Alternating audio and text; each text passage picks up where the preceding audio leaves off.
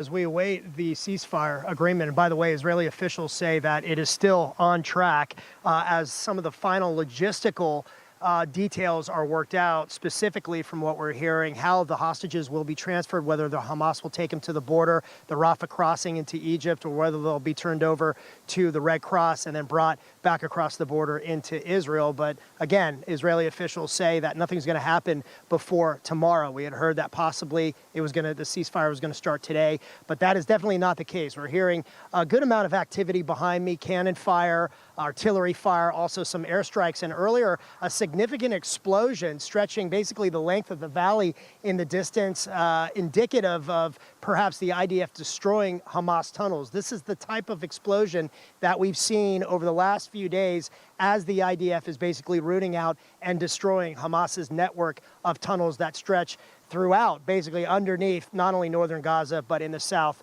as well, according to officials. Overnight, the IDF once again launching airstrikes on Hamas targets in northern Gaza and Gaza City as well. The operation also continues in the south in Han Yunis, and the IDF also showing video of its special forces in the Shati camp. This is in basically the northern periphery of Gaza City, a Hamas stronghold, as the IDF continues to take out Hamas positions there and take more ground in northern Gaza and Gaza City in the periphery of Gaza City as well.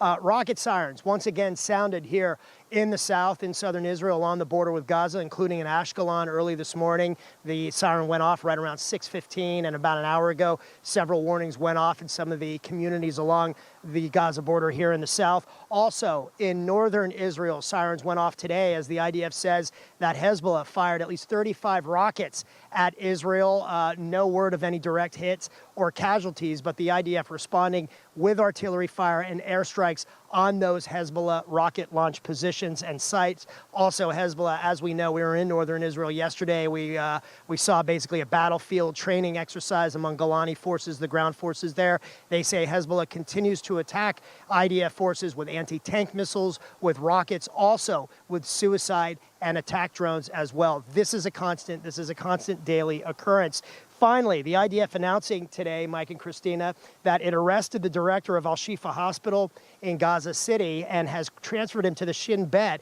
which is Israel's security service, for questioning, quote, following evidence, according to the IDF, showing that Shifa Hospital under his direct management served as a Hamas command and control center. And as I'm speaking, we're still hearing artillery fire and seeing explosions and smoke in the distance behind me in northern Gaza and Bet Hanun. Mike and Christina. John, we've heard conflicting reports about how people on the ground in Israel feel about this hostage deal. 50 Israelis kidnapped by Hamas in exchange for 150 women and children, Palestinian women and children in Israeli jails. Folks you talk to on the ground there, are they happy with this exchange, or do they think they could have gotten more? What's the sentiment?